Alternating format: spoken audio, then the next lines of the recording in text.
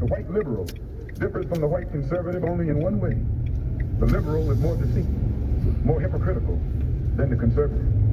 Both want power, but the white liberal is the one who has perfected the art of posing as the Negro's friend and benefactor.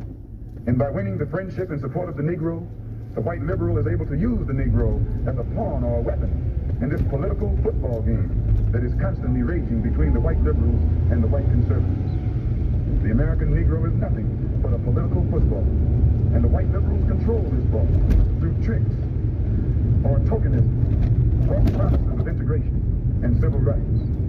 In this game of deceiving and using the American Negro, the white liberals have complete cooperation of the Negro civil rights leaders who sell our people out for a few crumbs of token recognition, token gains, token progress.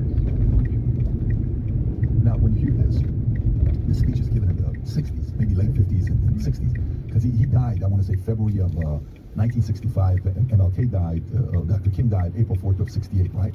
So this message is being given at a time where it's like, wait a minute, were white liberals the same then as they are today? Have they been at it for this long of a time? Where even Malcolm X said this? How do you process what Malcolm X just said in this message? I totally agree, and it's been the foundation of everything that I have done since then. That's what drove me.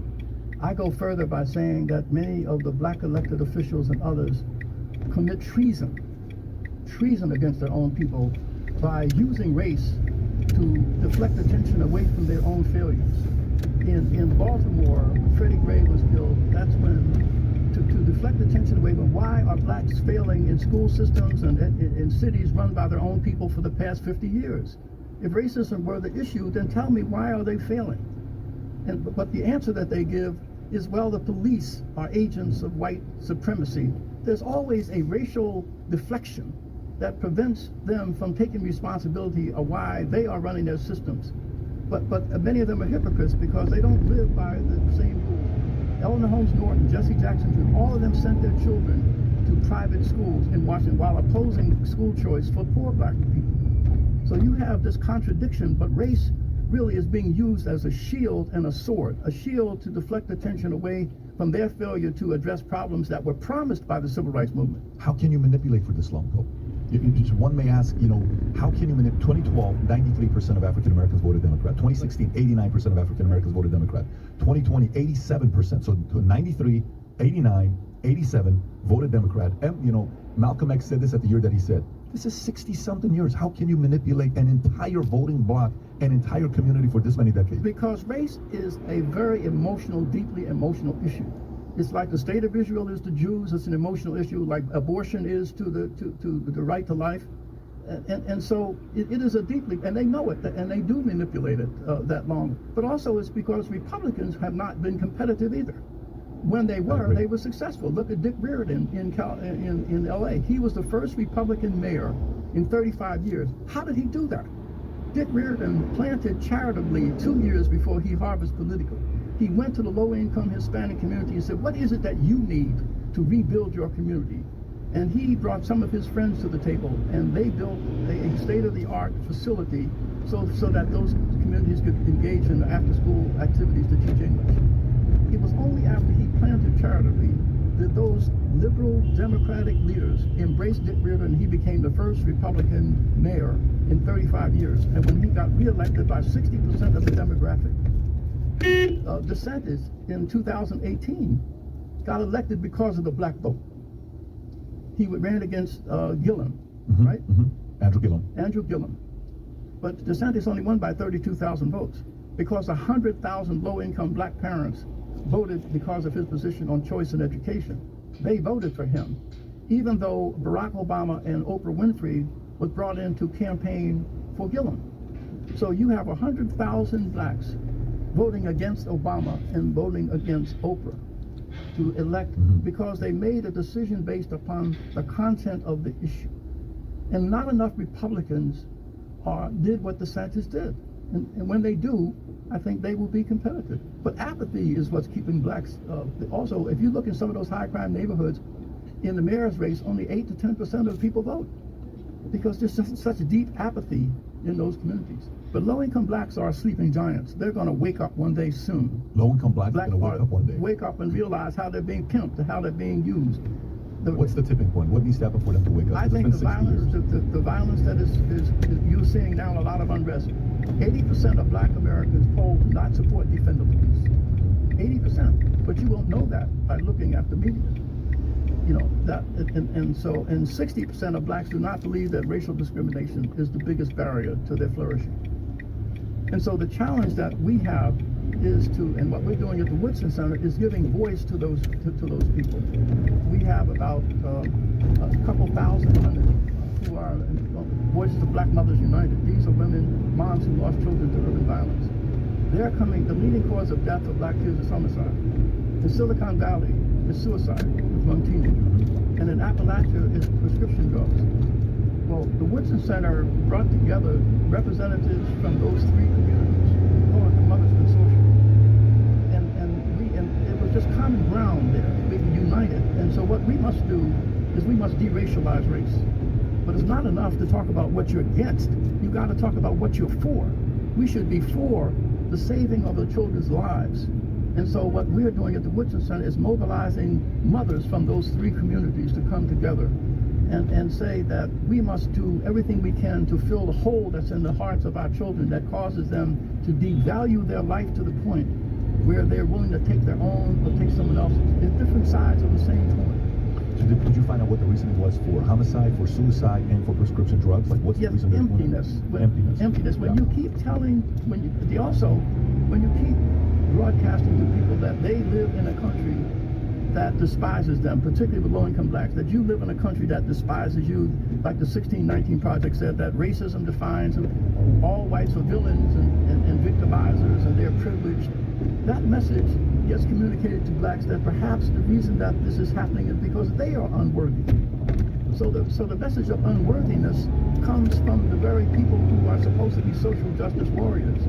And if you say to a child, a white child, that you're devalued because you're privileged and you are an oppressor, those are very dangerous messages that we're sending to our children when we keep saying to them that they live in a country that despises them because they're white and derides them because they're Black. I mean, that's a very poisonous message. And that's why at the Woodson Center we're doing everything we can to mobilize that consensus among the people suffering the problem. So if you like this clip and you want to watch another one, click right here. And if you want to watch the entire podcast, click right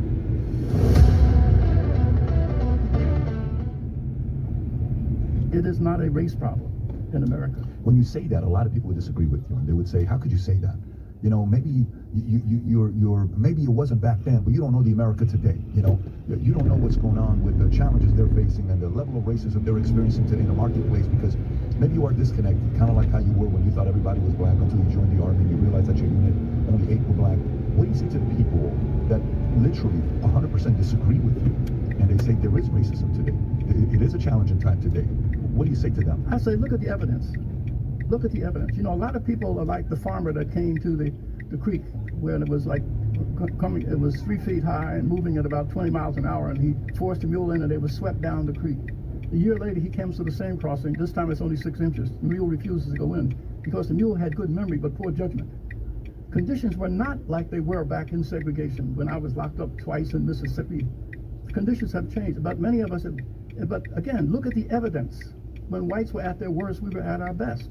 As I said, in 1930 to 1940, when segregation and racism was enshrined in law, Blacks had the highest marriage rate of any group in society. Elderly people could walk safely in those communities without fear of being assaulted by their grandchildren. So let's look at the evidence. When we refused access to hotels, we built our own hotels, financed by our own means. The Wallahaji in Atlanta, the Carver and Calvert Hotel in Florida, the St. Charles in Chicago, the St. Teresa in New York. I could go on and on. When we were denied access to colleges, we built our own. And in fact, our small business formation rate was higher than whites in the 20s, and that really determines any group's participation in the economy. It is not what government does for you or what white people do. In fact, I think those who continue to push this race agenda are Eurocentric. They assume that the destiny of Blacks is determined by what white people do. That has never been the case. We closed the education gap in the South between 1920 and 1940. How did we do it? Julius Rosenwald, the CEO CEO of Sears came together with Booker T. Washington, and he put up $4 million. The black community matched it with $4.8 million. We built 5,000 schools to teach ex-slaves how to read and write. And as a consequence of that study, that in between 1920 and 1940, the education gap in the South between whites and blacks was 3 years. 8th grade for whites, 5th grade for blacks.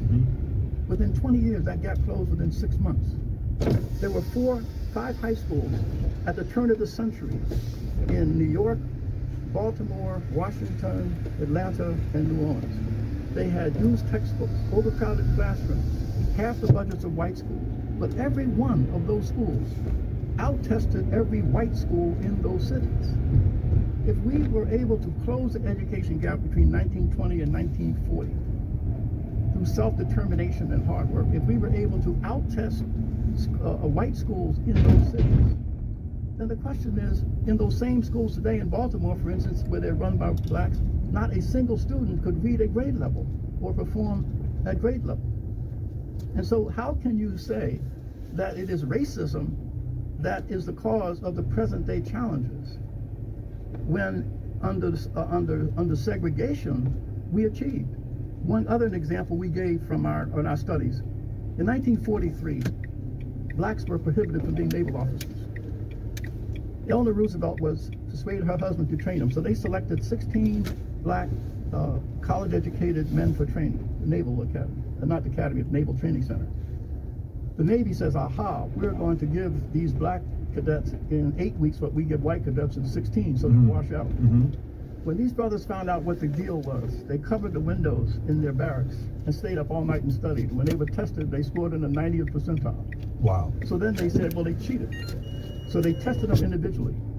They scored in the 93rd percentile. 13 of them eventually became naval officers. They called them the Golden 13. You can look it up. That test, the test scores today has never been better. So again, I respond to people with evidence. The incarceration rates of blacks from the turn of the century up to the 60s was under 25%. Incarceration was under 25%. Under 25%. Where we at today? It shot up to I think it was like 90,000 blacks were in jail in 1960. That went